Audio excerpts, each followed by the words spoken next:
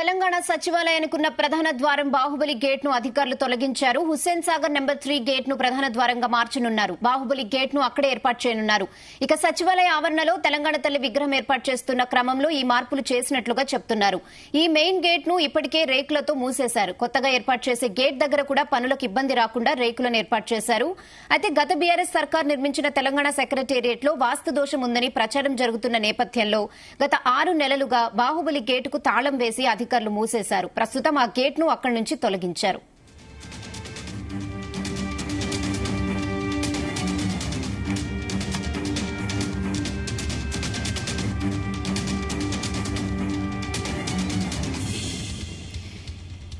ఇదే విషయంపై మరిన్ని అప్డేట్స్ బ్యూరో చీఫ్ నరేందర్ అందిస్తారు. నరేందర్. రైట్ రైనా, బీఆర్ఎస్ ప్రభుత్వ హయాంలో చాలా ప్రతిష్టాత్మకంగా కట్టినటువంటి తెలంగాణ సెక్రటేరియట్ దానిలో చాలా మార్పులు చేస్తూ వచ్చారు. గతంలో కేసీఆర్ కూడా వాస్తులను ఎక్కువ నమ్మేటువంటి ఆయన కొంత మార్పులు చేసుకుంటూ వచ్చారు. ఇప్పుడు మళ్ళీ ప్రభుత్వం మారింది. రేవంత్ రెడ్డి ముఖ్యమంత్రిగా ఉన్న సమయంలో దాదాపు 11 నెలలుగా వస్తుంది.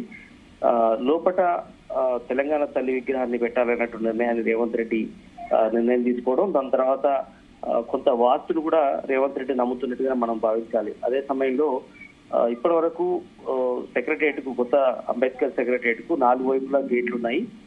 బ్యాక్ సైడ్, అదేవిధంగా ఇటు నార్త్ వైపు, సౌత్ వైపు, అదేవిధంగా మెయిన్ తూర్పు వైపు అంటే హుస్సేన్ సాగర్ ఫ్రంట్ వైపు కూడా ప్రధానమైనటువంటి ఎంట్రన్స్ ఉంది. దాన్ని ముఖ్యమంత్రిగా ఉన్నటువంటి వ్యక్తులు దాని నుంచి రావాలి అన్నట్టు అనుకున్నారు.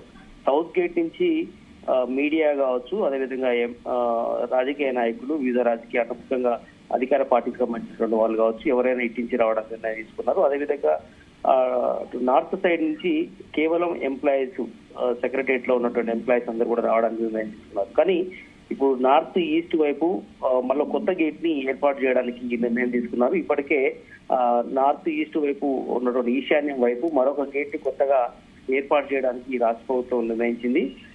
ఈ మెయిన్ గేట్ ఉన్నటువంటి బాహుబలి గేట్ ఏదైతే ఉందో ఆ గేట్ మొత్తం పూర్తిగా తీసేసి, తూర్పు వైపు ఉన్నటువంటి గేట్ ని పూర్తిగా తీసేసి ఆ స్థానంలో మళ్ళీ రెగ్యులర్ కంచె ఏదైతే ఉందో గోడలు, అదే గోడలు నిర్మించే అవకాశం అయితే కనిపిస్తుంది. ఇప్పుడు హుస్సేన్ సాగర్ గేట్ నుంచి ఎంట్రీ అయ్యి గేట్ 3 నుంచి బయటికి ముఖ్యమంత్రి వెళ్లే అవకాశం ఉంటుంది.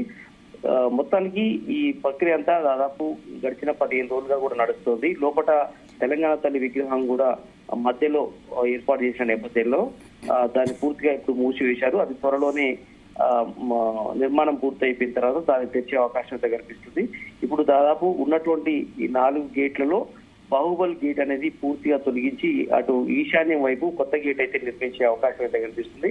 ఆ పనులు కూడా చాలా వేగంగా జరుగుతున్నాయి. దాదాపుగా లోపల మొత్తం కూడా ప్రత్యేకించి 1 కిలోమీటర్ మేర మొత్తం తవ్వకాలు అయితే ఏర్పాటు చేశారు. స్ట్రైట్ గా ముఖ్యమంత్రి వచ్చి మళ్ళీ రైట్ తీసుకొని లోపలికి వెళ్లే విధంగా ఆయన 6th ఫ్లోర్ లో ఉన్నటువంటి ఆయన ఛాంబర్ కు వెళ్లే విధంగా ప్లాన్ అయితే చేయడం జరిగింది. ఇందుకోసం అన్ని ఏర్పాట్లు అయితే చేయడం జరిగింది.